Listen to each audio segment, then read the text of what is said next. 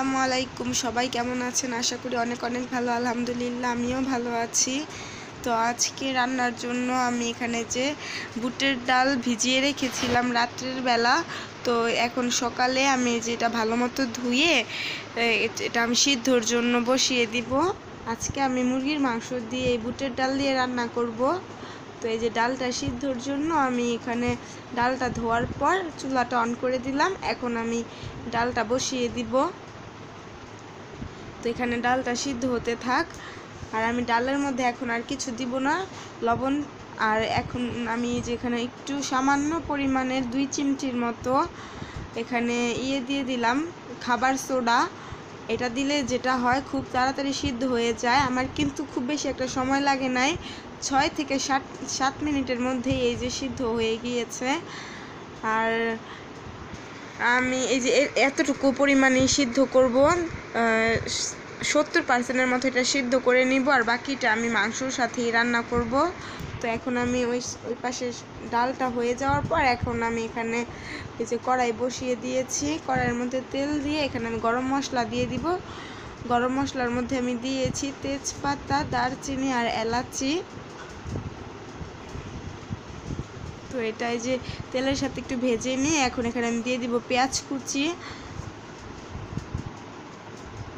তো এই যে পেঁয়াজটা দিয়ে দিলাম। এখন আমি এটা নেড়ে চেড়ে খুব সুন্দরভাবে লাল করে নিব।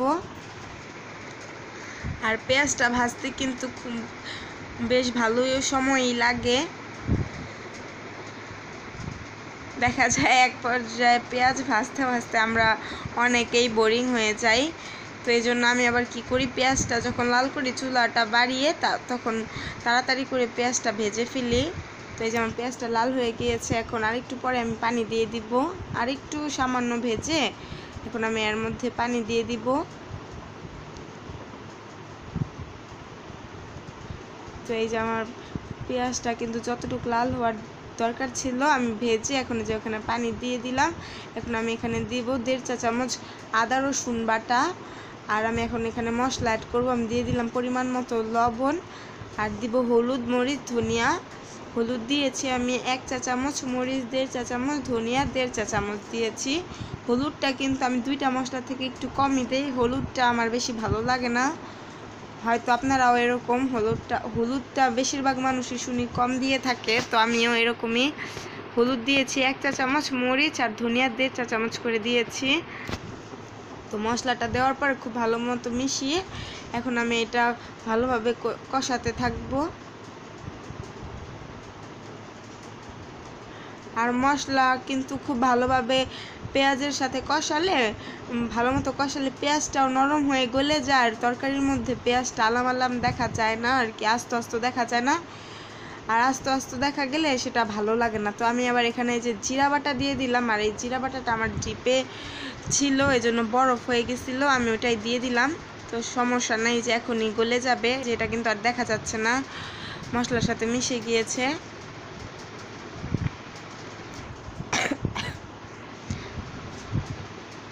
তো এই যে মশলাটা কষানো শেষ হয়ে গেলে খুব ভালোভাবে আমি কষিয়ে নিয়েছি। মশলা থেকে যখন তেলটা আলাদা হয়ে গিয়েছে, যে এখন আমি মাংসটা দিয়ে দিব। আর আমি মাংসটা আপনাদেরকে একটু দেখিয়ে দিচ্ছি।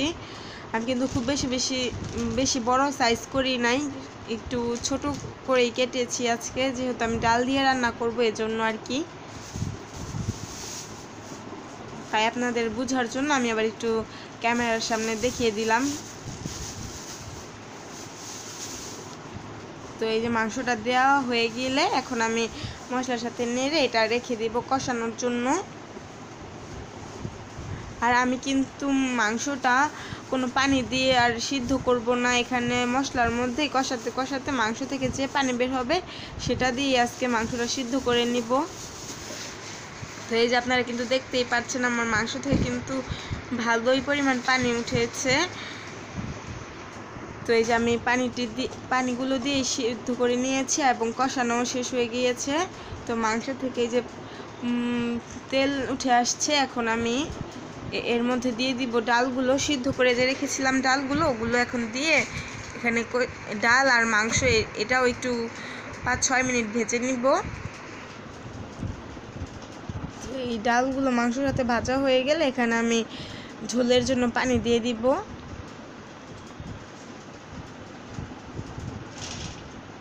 আর এই তরকারিটা কিন্তু খেতে খুবই ভালো হয়।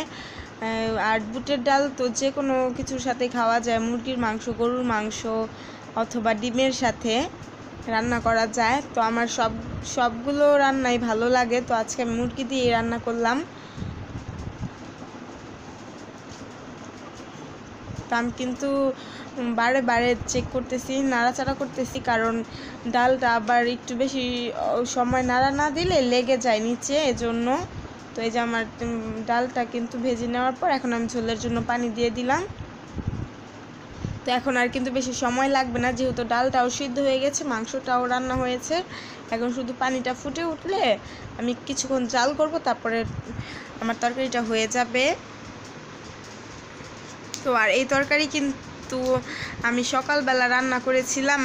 রান্না করার পরে আমি সকালের যখন নাস্তা খাচ্ছিলাম এটা দিয়ে কিন্তু খেয়েছি। আর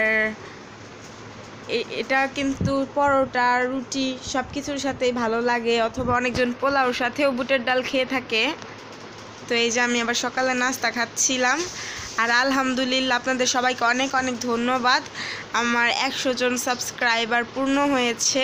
আশা করি এরকম আমার পাশেই থাকবেন, আর আমি অনেক দূর এগিয়ে যেতে পারবো। আশা করি কোনো এক সময় আবার 1000 সাবস্ক্রাইবারও হয়ে যাবে। আর 1000 সাবস্ক্রাইবার হয়ে গেলে আপনাদের জন্য একটা পুরস্কার আছে, সেটা আমি 5 জনকে দিব।